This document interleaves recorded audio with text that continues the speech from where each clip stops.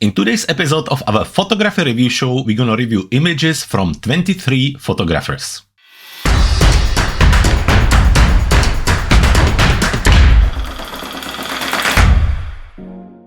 Hello everyone and welcome back to another episode of our photography review show. This is our final show in January 2022. For those who don't know me, my name is Jakub and I'm a professional photographer based in West Sussex, England. Now for the past 2 or 3 years, I've been reviewing photos of my friends and colleagues, and it's something we decided to offer to our photography community here at Clever Photographer. Now it's been very popular, we've been doing it for over 6 months now, and we received hundreds of images from hundreds of photographers. So after that we had to do a little bit of limitation on the number of pictures we can accept. So for quite some time now we accept 1 to 2 images per week per photographer, and also we take the show every week and divide it between 2 or 3 parts depending on how many images we receive. Usually we start by landscape photographers, then we look at the mixed team photography, and then we look at the rest of the photographers in the 3 or 2 different parts. Now, before we jump into the actual reviewing, we have 2 things I want to share with you. First one is about our Facebook photography group. It's called Clever Photographer Academy. You can just head to Facebook, search for that, Clever Photographer Academy, and it's a place where we talk all things photography. We have lots of photography fun there. We review your photos throughout the week. We answer photography questions, and we also run photography competitions there. So it's a lots of fun. And if you haven't joined us yet, make sure you head to Facebook, search for Clever Photographer Academy, and join us today. Now the second thing we need to do, we need to look at the last week's photographer of the week. So let's do that right now.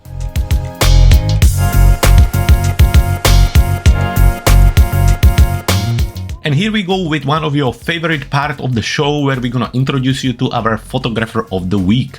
Now this week's photographer of the week is Jakub Wilson, and he is based in West Palm Beach in Florida. So the reason why we went for Jakub is because we love his aviation photography. Right now I'm looking at his Instagram feed right here, and you can see Jakub does lots of aviation. He also does a little bit of landscape photography and a little bit of night long exposure photography. However, it's really the aviation which really caught our eye, because some of the pictures are absolutely incredible, and some of the captures, like this one with the explosion in front of it, is super cool. We love the level of the details, the sharpness, the movement, the capture of the movement, and everything just put together. It really works. We think that Jakub's portfolio is excellent, and we love his work all the way through. So if you want to see and learn more about Jakub's portfolio and Jakub's work, you can visit him on his Instagram page right here. Maybe tag him or give him a shout. And also another good place to go and learn more about him is to visit his portfolio website, and again the address is right here. So Jakub, we love your pictures. Keep shooting. Thank you very much for joining us, and once more, congratulations. And the same for all of you folks. If you want to become our photographer of the week and be presented on this spot, just like all the rest of our social media and newsletter, all you need to do is to head to our website, cleverphotographer.com/review, find the dates there, upload your photos, and wait for the results every week on Monday. It's a lots of fun, and even if you don't become the photographer of the week, we definitely help you to keep moving your photography skills forward. So that's this part, and now let's jump into the reviewing.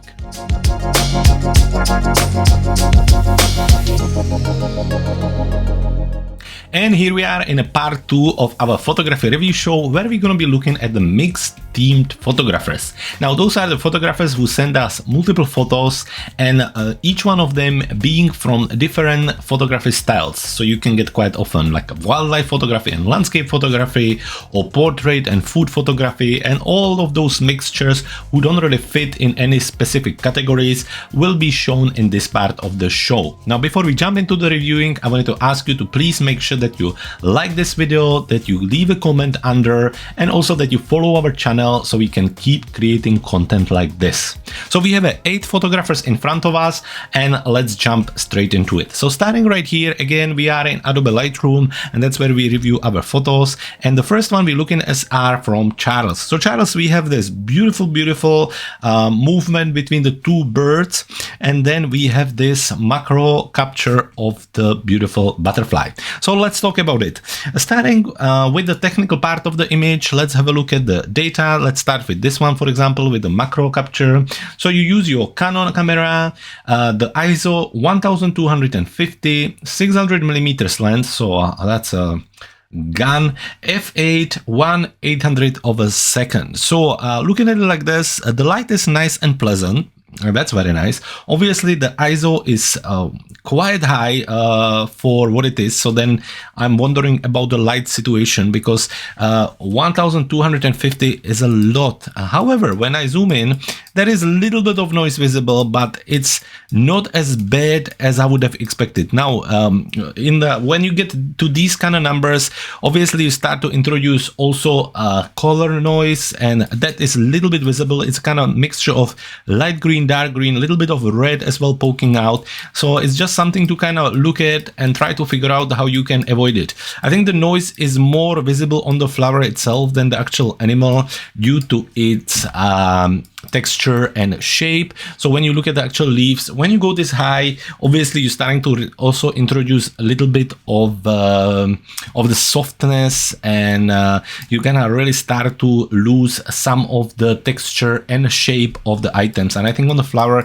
it's visible the most. Now the good thing is that when you look at it like this, it looks stunning, and I'm not too worried about it. Now obviously you need to do a little bit of testing together with your camera and see what works the best. If you can maybe, I don't know at what time of the day you photograph it. If it's early in the morning, the butterflies seem to be a little bit slower, so you maybe would be able to lower down a little bit the shutter speed, and with that also bring down the ISO a little bit. I think every 100 helps.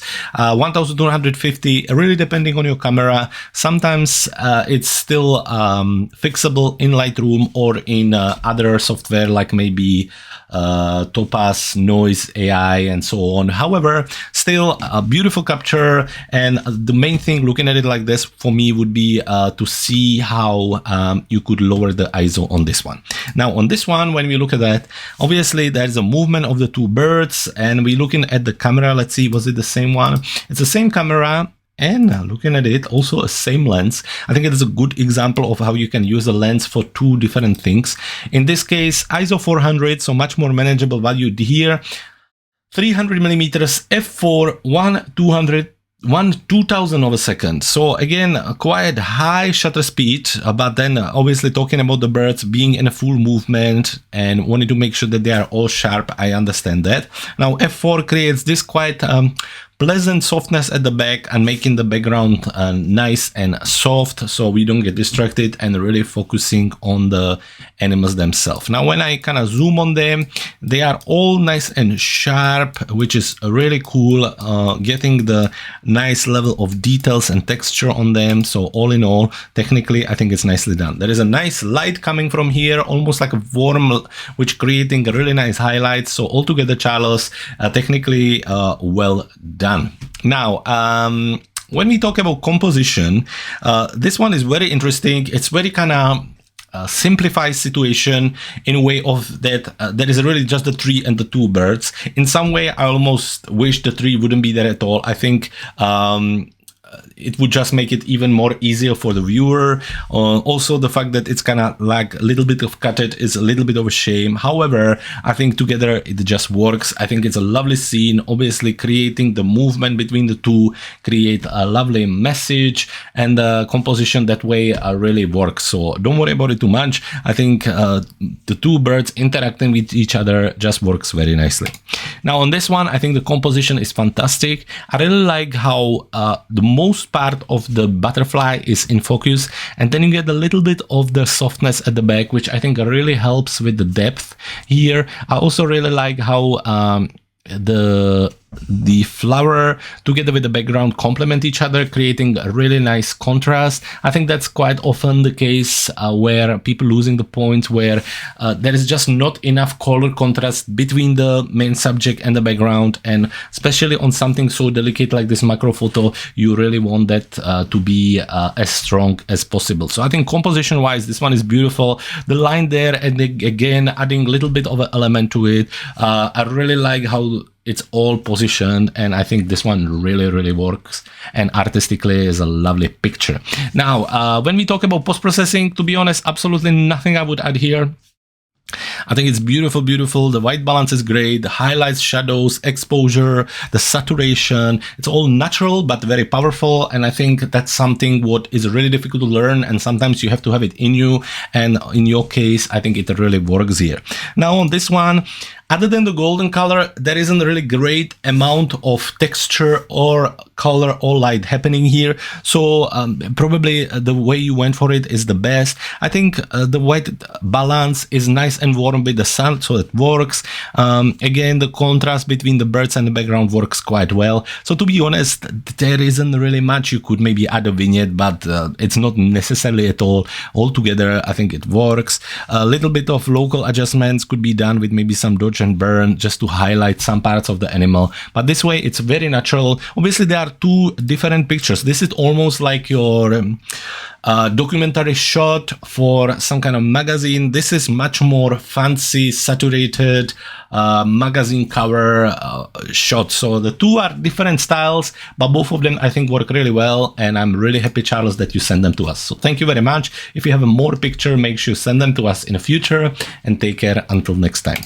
Now the next photographer is Dennis. Dennis, we have this structure here, a building with a lovely background and a mountain at the back, and then we have this really close shot of these flowers. So let's have a look at it. Let's see if we have any camera details, and let's start with this one right here. So on this one you use Fujifilm FinePix S5000. Well, I never seen this camera before, but you learn something every day.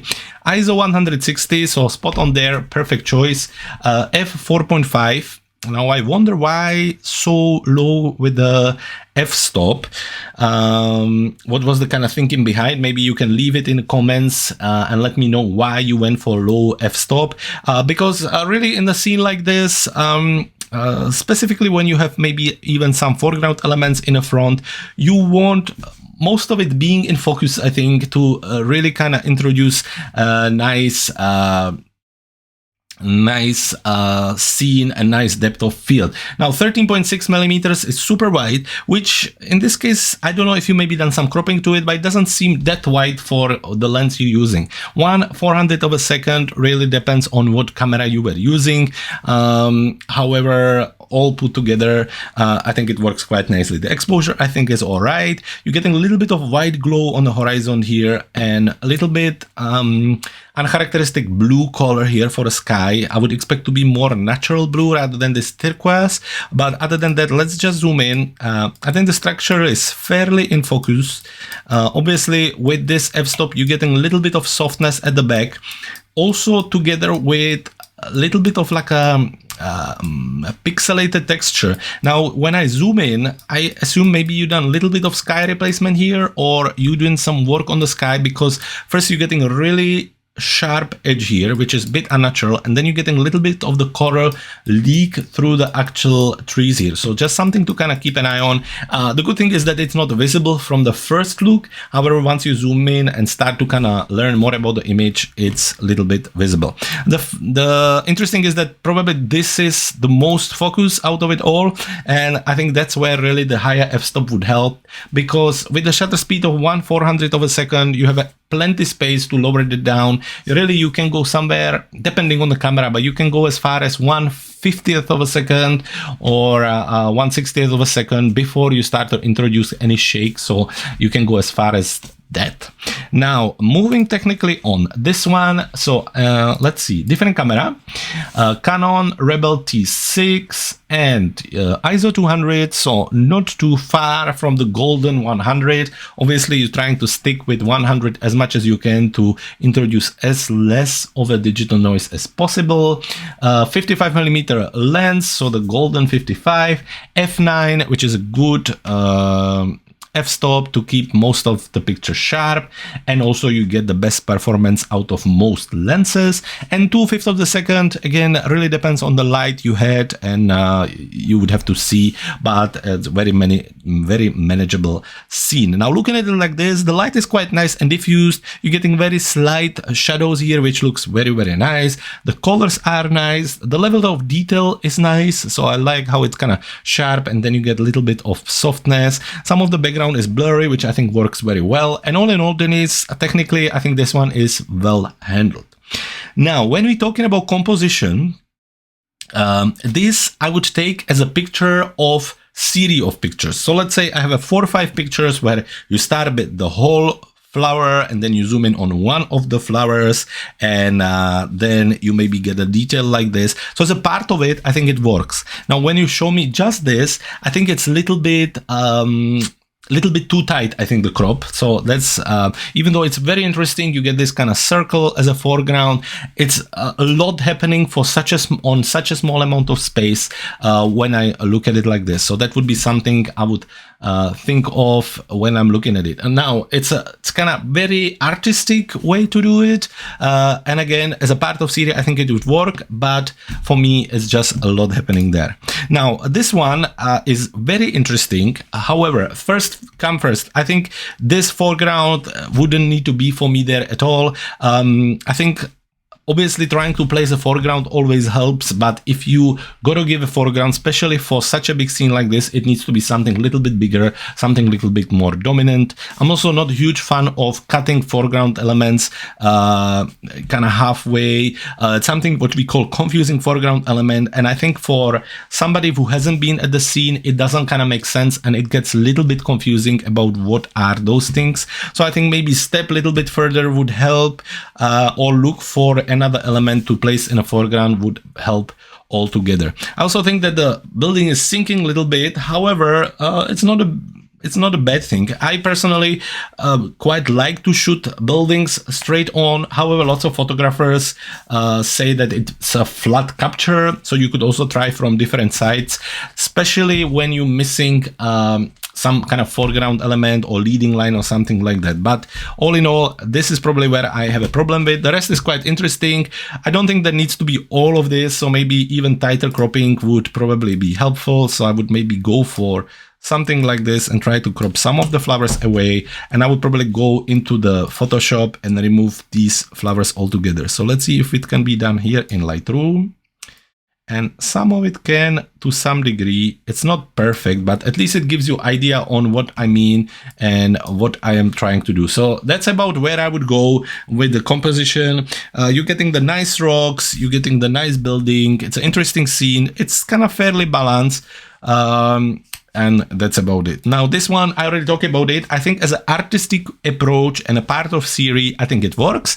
However, for me, it's way too busy and really tight to do. So if your flower, this one is a main subject, obviously it's kind of really hidden behind the other one. The other one, you get just piece of it and then you get the leaves. So all in all, I think it's a little bit confusing and maybe it needs a little bit of more thought. Dennis, other than that, post-processing wise on this one, I think a little bit of local adjustments would help here. So I would start by maybe adding a little vignette and then using the radial gradient, adding it maybe to the flower here, making sure I'm on 100 feather and add a little bit of exposure to bring some details there, and then duplicating it and maybe placing it right here and really playing around with the different parts and adding a little bit of lights and shadows and seeing how you can take it from there.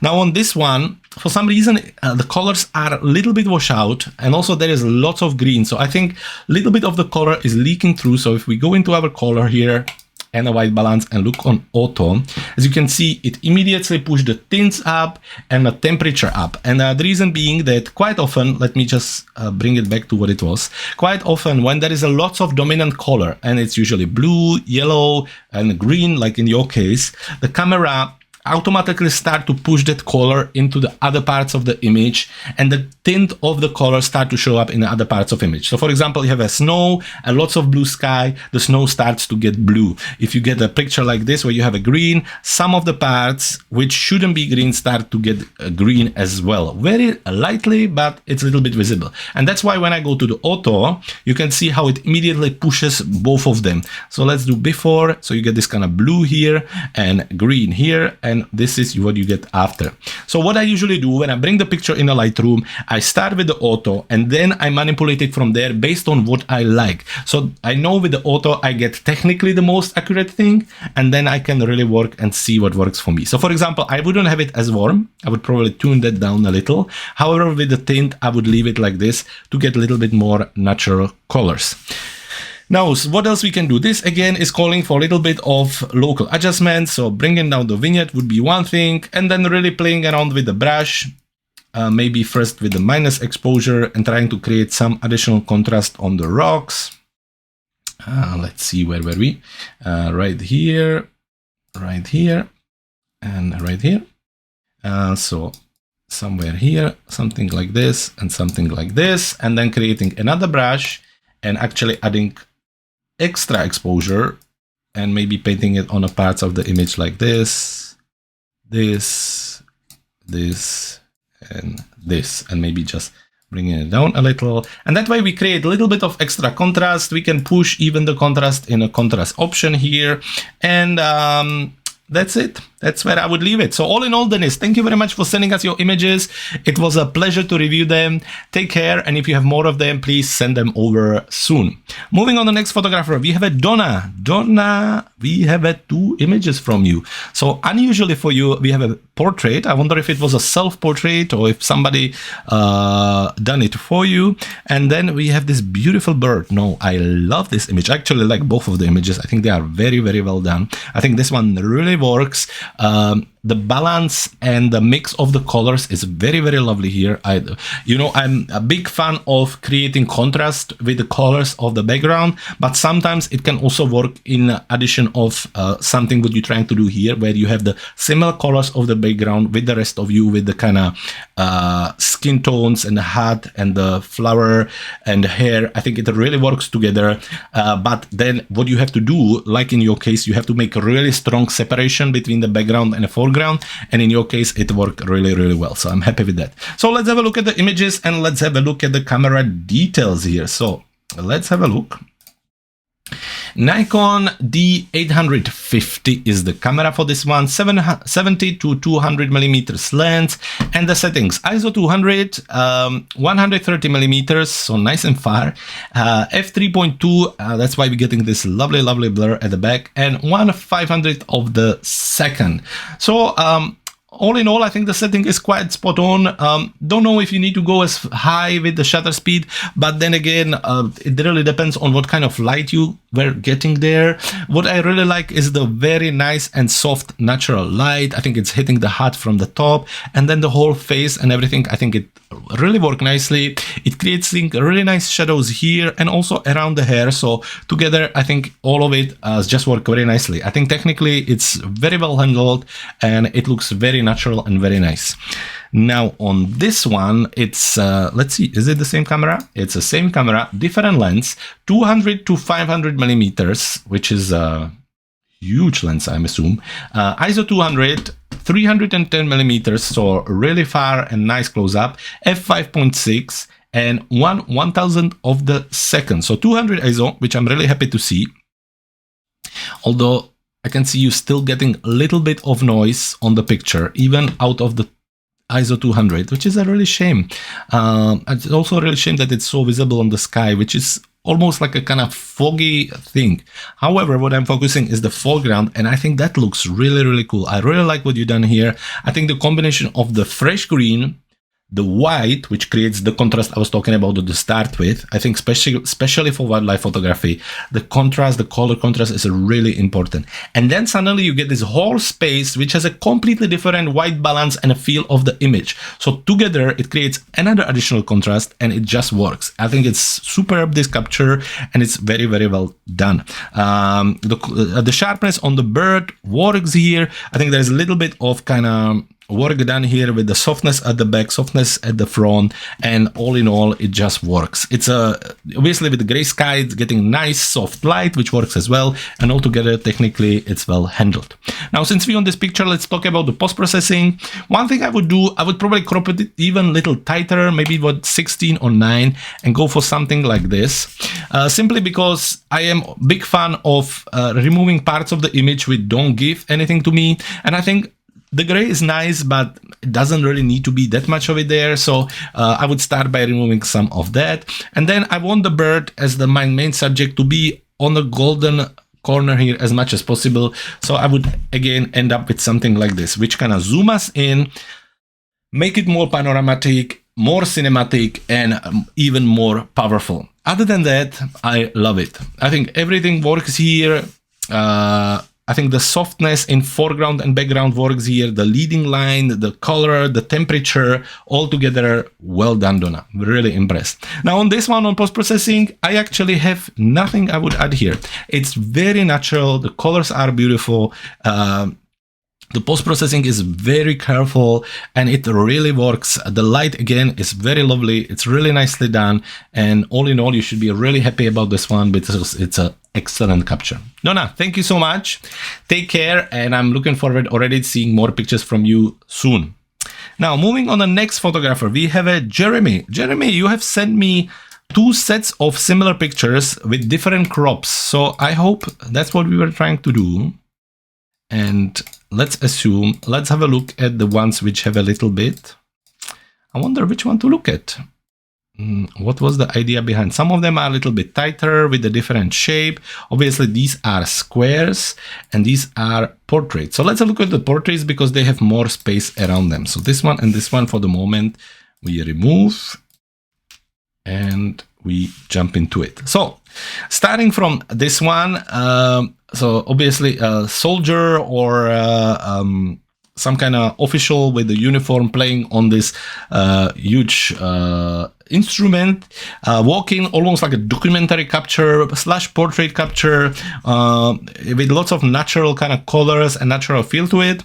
Very nice. And then a little bit of almost a macro photography with really sharp focus on it and zoom in. So let's talk about them. Let's see if we have any camera details here. And on this one, we don't. And also, it's really low quality. Jeremy, if I can ask you for the next time, as large file as possible is the way to do it. Because with this size, when I zoom in, you see it just becomes like an old video game, really pixelated, and that's not the way you want me to look at your images. What about this one? Do we have? We have details on this one, so that's a good news. So let's talk about it. Canon 5D Mark III. The lens was 28 to 200, and let's look at the camera settings. So ISO 100, so spot on there. That's a golden spot for your ISO. f7.1, so very good. Obviously going for sharpness pretty much all the way through. Although when you close like this, a little bit of softness at the back still occur, and it creates nice depth altogether. 1/125th of a second is probably a good speed to keep everything nice and sharp, which is definitely happening here. And all in all, I think the settings are quite nice. 28mm you went for, so you went quite wide here, and this is what you got. So technically, I think also quite nicely done with a lovely sharpness and a lovely depth. The light is nice here, quite nice and soft, and all in all, technically very good. On this one, we can't really say technically where we are. Now with the light, you can have really harsh shadows here, so that's something what we try to stay away from. It's not that bad on the flowers, however, it's a bit visible on the shadows down here. Now in this case, I think I would really try to lower the f-stop also to try to create a separation between the flowers and the background by making the background even more soft or blurry. I think that would really help, or especially when the flowers are a little bit damaged like this. I think it would be really cool if you would have been able to do that for a future maybe also as well. Jeremy, other than that, technically, I mean, the flowers look sharp, the light is a little bit harsh, but that's fine, and the rest is a bit tricky to say with this quality of the image. I don't see overly crazy noise on it, so that's good as well. And I see lovely colors, so let's leave it there. Now, post-processing wise, artistically, I think I would crop even tighter, just like probably you done on your picture. So I would go for something like this, trying to keep it nice and balanced. I usually look for the amount of space here and try to implicate it here, and then also here, and try to kind of bring it on here. So you get something like this. Artistically, two nice flowers, nice contrast still, at least a color contrast between the foreground and background. So I think altogether quite nice. You know, it's a nice capture. It has a lovely colors. It's lovely to look at it. The subject is clear here. Altogether well done. Now, artistically on this one, I think I wish you would have a little bit more space here. I think that would have helped us. But I really like the reflection here, actually. That's something I noticed a little bit later, and it looks cool. It adds another dimension to it, and it's very, very lovely. The light is nice here, so I think just a little bit space here at the bottom, and it would really help. I think you get a lot of the top there, which is not really necessarily, so I would crop that off and probably leave it this way. I think a little bit of extra space in front of him would also help, just to make sure that he has some kind of breathing space in front of him. Now, post-processing, just some kind of local adjustment. So let's have a look at the white balance first of all, which will do something like this. So I wouldn't make it cooler, that's for sure. And with the tint, maybe just a little, yeah. The saturation is good, the shadows, highlights good, the exposure is good. What you could do is you could bring the exposure down a little, then go into effects, introduce a little bit of vignette, and then go into the masking and introduce some local adjustments. So in this case, maybe highlight his face just a little. And then I would probably add also a little bit of highlight to actual himself altogether, so something like this, I think, just to bring attention to it. And then because I really like the top, I would probably bring a little bit of attention to it as well by using a little bit of masking. All in all, that's where I would leave it and move on to the next picture. On post-processing on this one, I wouldn't do anything. I think the white balance is nice. It's natural but powerful. The edit is very good. And Jeremy, thank you very much for sharing with us. Take care and make sure you send us more pictures in the near future. And now let's move to the next photographer. We have a John. John, we have this portrait in black and white with a lovely light here. And then this very interesting kind of travel portrait cityscape capture right here with quite smart way you done the framing with the lady walking through it. Very interesting. Two completely different photos, two different approaches, but let's jump to it. Now, looking at the technical data, so this is a Nikon D700, 35mm lens, and the settings were ISO 200, 35mm f5, 1/640th of a second. Now let's zoom in as much as we can. It's a shame it's a really small size file, so once you zoom in, you really get it really pixelated. However, I really like the light. I think it's quite clever the way you've done it here. Also, keeping the ISO on 200 is really cool, so there is no extra noise or color noise added, so that is also cool. F5, obviously keeping the shutter speed nice and down, the ISO down as well, I think works in this case as well. So all in all, technically, there's a lovely amount of details at the back. There is nice details in the shadows here. So altogether, I think it's very lovely, John. Now, talking about this one and the camera settings, ISO 100, so keeping it nice and around the golden 100, f11, 1/200th of a second. So really depends what you are doing here with the f-stop. Obviously, it's a little bit higher for a portrait. However, I don't know how you work with the light, so it's a bit difficult for me to say there. I think for me, the goal is the fact that it's all sharp. There is no noise coming from the camera, and altogether, I think it works quite nicely here. Obviously, the level of detail, looking at it, is really cool. When you zoom in, you can see how sharp this is. all the way through. I think it's really well done. Now, when we talk about artistic part of the image, obviously this is very, very powerful, and it always is this kind of separated black and white portrait straight on with a black background is always really cool. I just wonder if we open the shadows, if we can see a little bit. So we can see a little bit of the clothes, which is not a big deal. It's me just cheating. I was just wondering because you get a little bit of some kind of color kind of poking out from these parts, and I was wondering what it is. I would probably even close it a little bit more or use a little bit of local adjustments and just remove it so it's not distracting. That would be just me. Other than that, I think it's well done. Again, the light from the top, creating these really nice shadows and very kind of cringy kind of technical look. I think it's super, super cool, John. Now on this one, there is lots of this space when there is not much happening. I think that's my only thing where I'm thinking like, even though it's very smart, I would probably crop a little bit tighter. If it's unlocked, I would probably go as close as possible. I know the structure on top probably is going to be important, but I would go to something like this just to remove lots of this space where there is not much really happening. So that would be me. Again, as always, keep an eye on geometry, making sure that everything is nice and straight is also a good thing to do. And that's about where I would leave it. Obviously, you want to keep an eye on the structure to make it in, but what about if I would crop it even more, because you're kind of wondering, is it about the woman walking and the space down here, or is it about the whole scene? Is it about the tower? So you have a multiple different options what you want to do with it. This is just one thing you could do, and this is what you could get out of it, or you can also leave it like this.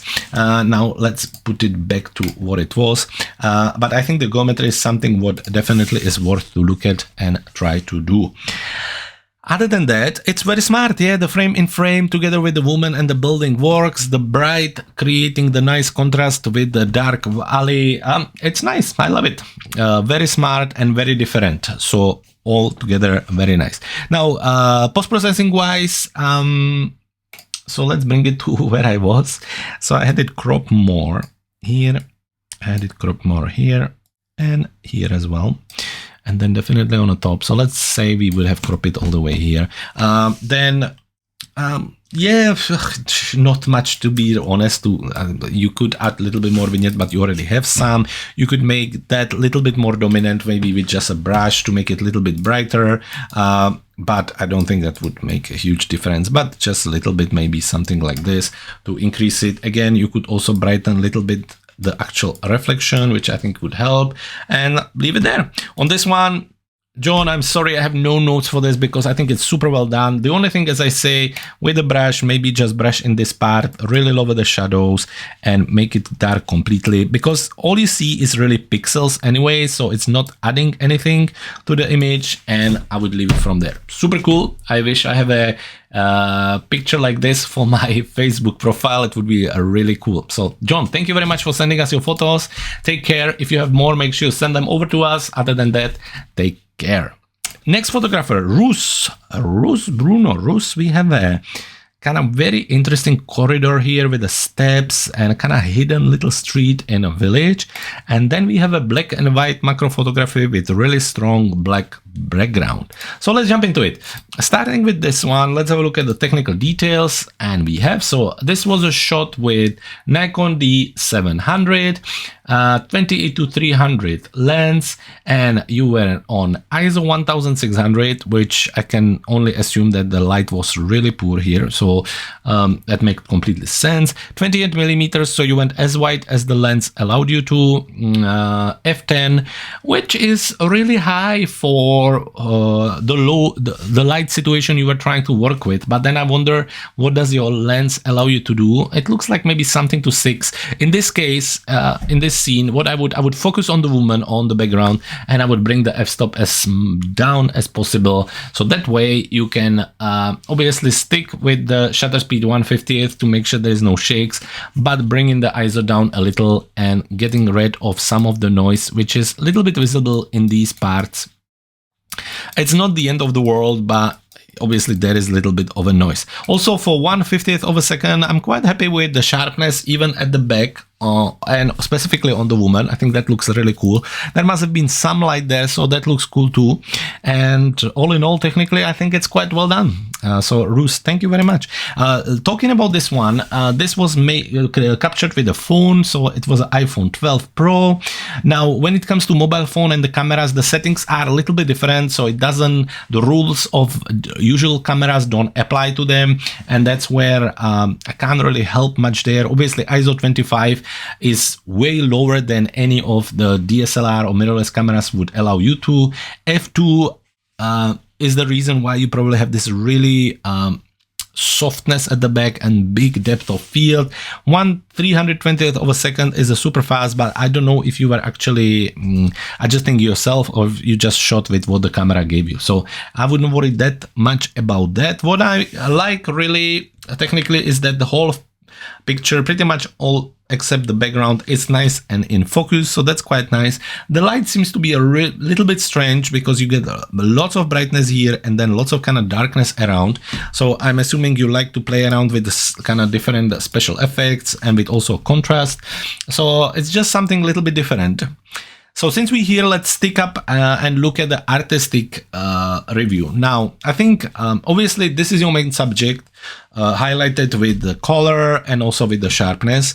And so that's how I would treat it. There are different ways how you could crop it, but in your case, I would probably go for the square crop in this case, because I think that could look really cool. So you would go to cropping, square, and go nice and tight on it. Maybe not as tight, but probably just something like this. So really we're focusing on the main subject. We're not distracted by too much of the dark on the top, and we don't have the too much of the flowers behind and around, which are anyway soft, so they don't add anything to the scene. So I think like this, it's actually really cool. I really like that. The message is clear. You're not to worry about the light or anything else. We're looking at the picture. So that said, that's where I would leave it. The only thing is that the dark background starting to leak in, and it creates lots of contrast. So I wish maybe we would have gone for a little bit less contrast, but altogether it sends a message, so it's quite nice. Now, talking about this one, composition wise, I love this one. The leading line, the flow, the scale, the depth, I think it's beautiful. I'm a big fan of these corridors. I think they create a really strong composition and strong message, and I think it really works here. So just always with the cropping, making sure that maybe your corridor is nice and in the center, so you create nice balanced depth of field. Also, good thing is to keep an eye on the geometry, to have it on and making sure that everything is nice and straight. So this is where it is, and this is artistically where I would leave it. Now, when it comes to post-processing, I think a vignette is a must for this one. First, it will make it a little bit more interesting, and also it will take some of the noise away. The sepia look is quite cool. It makes it a little bit different. I'm not a huge fan of sepia because it removes lots of contrasts away. However, I think what you've done here works very nice. With the dodge and burn and different parts of the light works nicely as well. And actually is a lovely capture, Russ. So thank you very much. On this one, I think the black and white works. When it comes to macro photography and flowers, really you're looking for these colors and saturation, and that's why they're so beautiful. So I feel sometimes it's a little bit of a shame to turn them to black and white, but you must know the best what you are trying to do. I wouldn't do anything differently right here. I would just leave it and take it from there. Russ, thank you very much for sending us your pictures. It was a pleasure to review them. Take care, and if you have more, make sure you send them to us in the future. Moving on, the next photographer, we have a Wim here. Wim, we have two images. So we have this lovely bird, very simplistic capture, but very pretty. And then this kind of night photo of the town with a long exposure and so on. So let's see if we have any camera details. And we do. So Canon 5D Mark III is your camera on this one. The lens was 24-70, and your settings were ISO 400, f6.3, 2-second exposure. Now, to be able to do 2-second means that you must have some kind of tripod, if I assume right.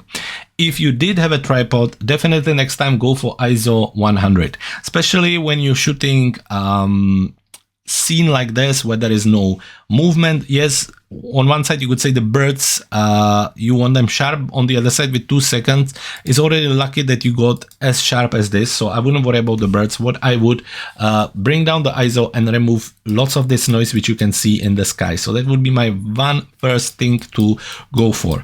Next thing, when it comes for a scene like this, I think definitely try to stick in the golden zone of the lenses, and that is between f7.1 and f11. That's where you get the best performance. You cut all the softness, all the noise and everything. So when I'm at scene like this where you are, there is no immediate foreground element which I would need to worry about.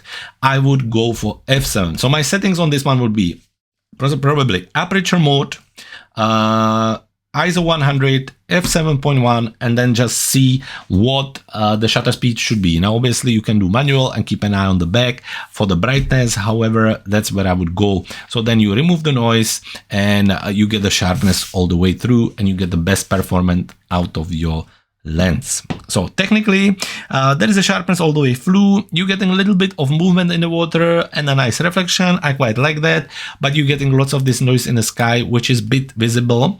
Also because it's a mixture of noise like a grain and noise as a color noise. You can see the kind of different leak of a color visible there.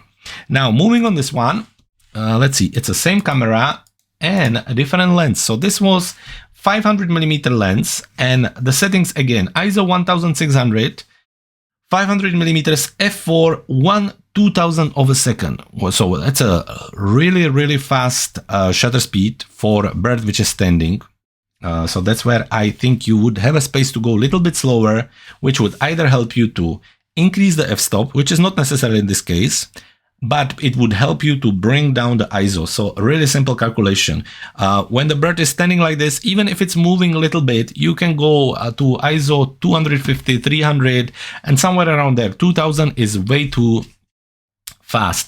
And I think the main goal for the whole settings is to bring down the ISO. ISO 1600 again will introduce noise, and you can see the color leak. You can see some red parts, gray parts, dark parts.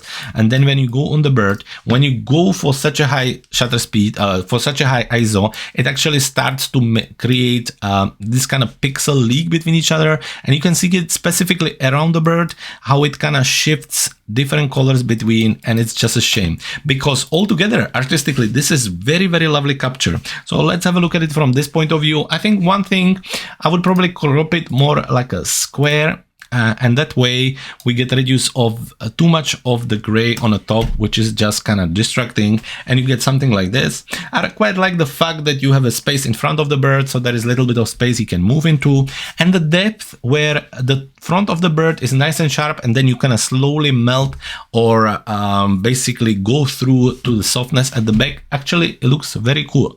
So all in all together, it's nice.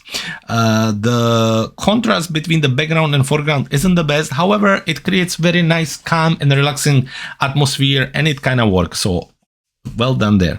Now on this one, the composition is lovely, but Wim, I'm gonna tell you one thing I'm not crazy about, and that's these 3 branches right here. I know myself that there is just moments where you can't do nothing about it, and there is locations which you can't photograph without these elements. So I'm not saying that it's wrong. I'm just saying that personally, if I would be there, I wouldn't photograph it simply because I know this would be super distracting. It's like you have to look at it from a point of view that there would be a woman or a model and she would have these branches in front of her. You also wouldn't photograph it. So all these beautiful buildings, this beautiful reflection and the beautiful colors gets really kind of taken away by these branches which kind of half cover them. So it's just a little bit of a shame. So that's something to kind of think of for the future. Sometimes we just, I think it's really important to understand that some subjects just can't be photographed from the spot we kind of dream of. It happens to me so many times. I walk around beautiful building and I'm thinking, oh, this would be great shot. And then you kind of start to look around and you understand it will never work because of elements and so on. Now, this to remove in Photoshop would be pretty much impossible, or with lots of work, which wouldn't be worth it at the end. So other than that, no. However, if I wouldn't see the branches there, so if we would kind of look at it from this point of view, it's a brilliant composition. Flow there, a reflection, a nice shape of the building, a nice foreground creating nice depth. interesting light. Obviously, there is a different light there happening. However, without the branches, excellent. Now, post-processing wise, little tighter crop, maybe just from the front, just from the top, I think would be helpful. So something like this. Keep an eye on your white balance. Let's see what auto would offer us. And it didn't really help us. However, the colors are kind of a little bit strange. So just something like this would be good. It's a shame that there is nothing white here really. So because we could get a little bit of white balance out of it. And maybe a little bit of vignette would be helpful. So something like this to bring more attention towards the center. Now on this one, I would leave it. I think it's quite nice. Yes, a little bit more contrast to help to bring the dark parts out and maybe brighten up a little bit the brighter parts. And maybe leave it there. Wim, thank you very much for sending your photos. Obviously, this one could get a little bit of vignette as well, just to get something like this. All in all, it's lovely to review them. It was lovely to see them. If you have more, make sure you send them in the future. And until next time, take care. And final photographer for the mixed part, for the second part of the photography review show is Zdenek. And we have 2 images from him. So this very interesting tree with, I wonder what it is. You need to write me in the comments what are these items on a tree. And then these zebras kissing each other or probably looking after each other with a nice background. So let's jump into it. Zdenek, talking about this one and talking about your camera. This one was captured with the Nikon Coolpix P900, ISO 100, 35mm, f4.5 and 1/800 of a second. So good on you with the ISO 100, that's a spot on there. f4.5, obviously creating a little bit of nice depth, not crazily, but at least a little bit. I think that's helpful. 1/8000 of a second. We mostly worry about making sure that everything is nice and sharp, and they are. So all in all, quite good. Now the light isn't perfect. The picture in overall is a little bit flat. Everything has the same light all the way together. You get a little bit of shadows here, but that's about it. But other than that, I think it's quite cool. Now, moving on this one and talking about technical part, this one is with your Canon 600D. The lens is 55 to 250 millimeters, and the settings, ISO 100, so spot on, perfect there.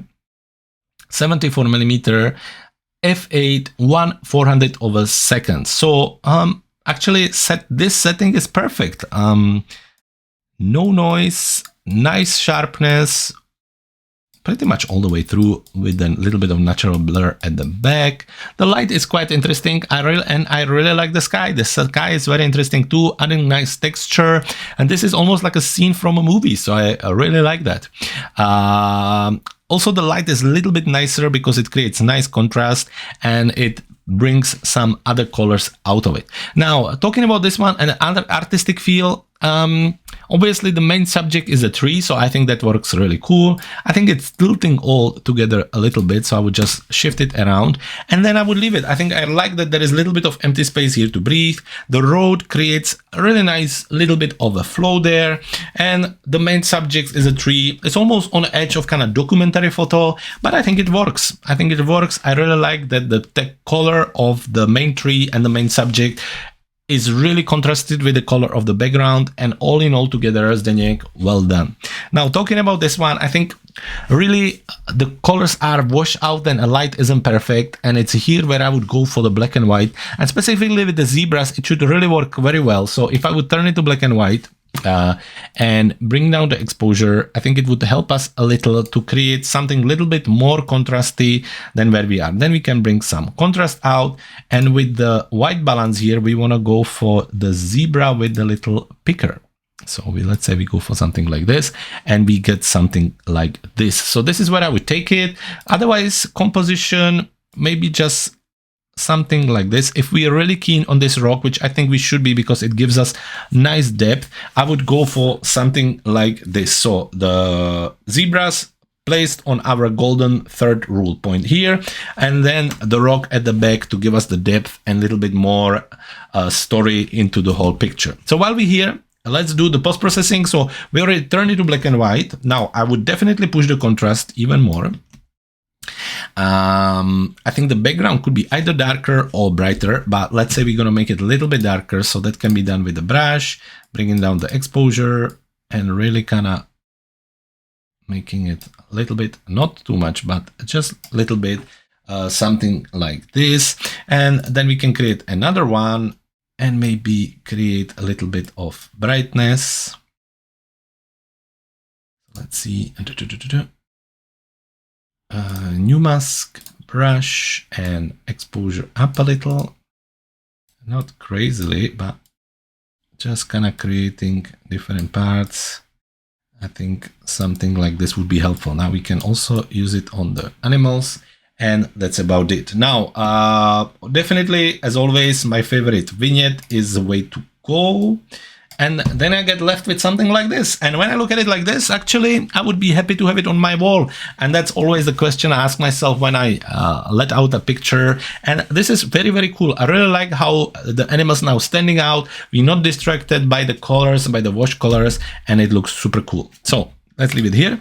On this one, to be honest, I don't know what much to add here. I think it's natural, the colors, the sky looks good, the colors here looks good, the contrast is good, the exposure is good, the highlights and shadows are very careful. Obviously we could push the contrast just a little bit, but I would leave it in it. Zdenek, thank you very much for sending us both the pictures. At the end, I love this one. So you see, you never know what you're gonna get until you start to play around with it. And Zdenek, send us more pictures. I'm looking forward to them already, and take care. And for all of you, for the rest of you, if you want to join us for the next episode of our photography review show here at Clever Photographer, all you need to do is to head to our website cleverphotographer.com/review, and that is the place where you're gonna find all the links, all the upcoming episodes, and all information about how you can join us already for the next episode next Monday. For the rest of you, thank you very much for joining us this week. Take care, and until next week, keep shooting.